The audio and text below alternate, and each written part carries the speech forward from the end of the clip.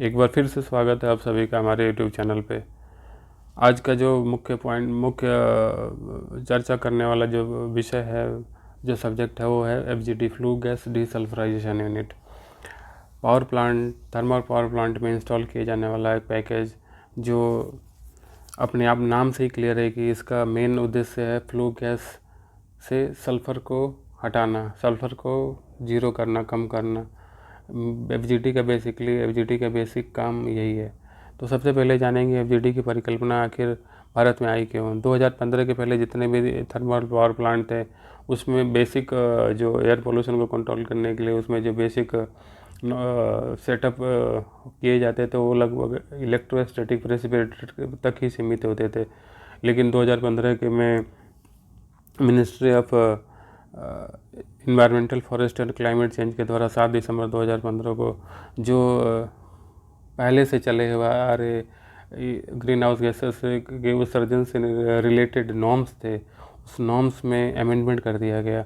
और इसमें जो इसके तहत सल्फर ऑक्साइड, SO2, NOx और मरकरी थर्मल पावर प्लांट में उत्सर्जित किए जाते हैं, उसके लिए नए नॉर्म्स को स्थापित किया गया, नए नॉर्म्स को लगाया जिसके तहत इन्वायरमेंट को प्रोटेक्ट किया जा सके इन ग्रीन हाउस गैसेस के उत्सर्जन से।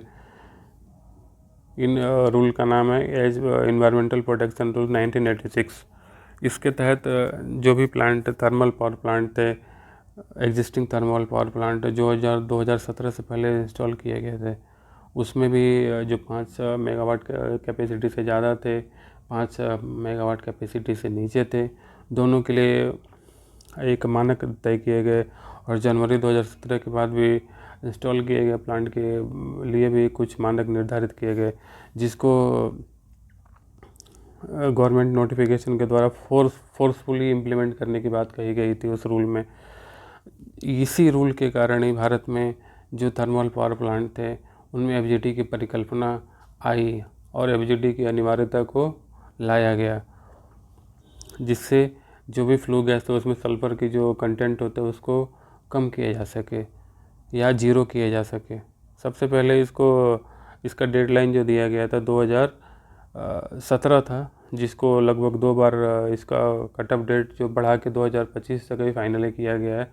अगर गवर्नमेंट तो अभी क्लियर करके बोल चुकी है कि 2025-26 तक अगर नहीं हो पाता है एफजीडी का installation existing thermal power plant में, तो उसे हमारे ख्याल से उसे फाइनली बंद करना ही पड़ेगा। तो ये तो बात हो गई एफजीडी के बारे में। तो एफजीडी की परिकल्पना भारत में आई कैसे, इसके बारे में तो बात हो गई। लेकिन SOx आखिर है क्या, SOx सल्फर डाइऑक्साइड आखिर है क्या और वह आता कहाँ से है। तो जैसा कि हम सभी जानते हैं कि भारत विद्युत के उत्पादन में, इलेक्ट्रिसिटी के प्रोडक्शन में तीसरा सबसे बड़ा स्थान रखता है पूरे विश्व में। और इस प्रोडक्शन में भारत की जो निर्भरता है कोयले आधारित थर्मल पावर प्लांट के ऊपर काफ़ी ज़्यादा है।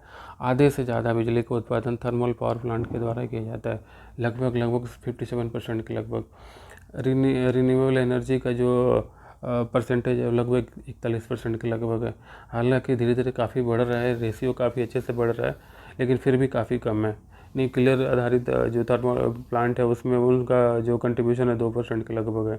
इन थर्मल पावर प्लांट में जो यूज होने वाले कोयले, जो उपयोग में लाए जाने वाले कोयले होते हैं, इनमें राख और सल्फ़र की मात्रा, कार्बन की मात्रा काफ़ी ज़्यादा होती है।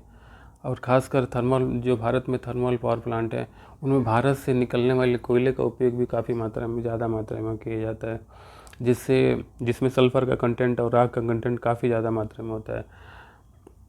खैर, भारत सरकार प्रयास कर रही है 2029 तक ये जो 57% थर्मल पर निर्भरता है इलेक्ट्रिसिटी की, वो लगभग 45% है, उससे भी कम लाया जाए। काफ़ी सराहनीय पहल है भारत सरकार के द्वारा, जिसकी हम लोगों को धन्यवाद करना चाहिए। तो ये तो हो गई एफजीडी की परिकल्पना। एफजीडी को भारत में थर्मल पावर प्लांट में आया कहाँ से, एफजीडी को इंस्टॉलेशन का जो अवधारणा है वो कहाँ से आई, तो इसके बारे में बात हो गई। अब समझेंगे एफजीडी क्या है और किस तरह काम करता है। जैसा कि अभी हमने बात किया कि FGD flue gas desulphurisation, flue gas boiler area में, बॉयलर में जो पानी को हीट करके उसको स्टीम में कन्वर्ट करने की जो प्रक्रिया होती है वो बॉयलर में होती है। और बॉयलर में कोयले को जला के उस प्रक्रिया को किया जाता है, पानी को गर्म करके उसको स्टीम में, वाष्प में कन्वर्ट करने की प्रक्रिया की जाती है।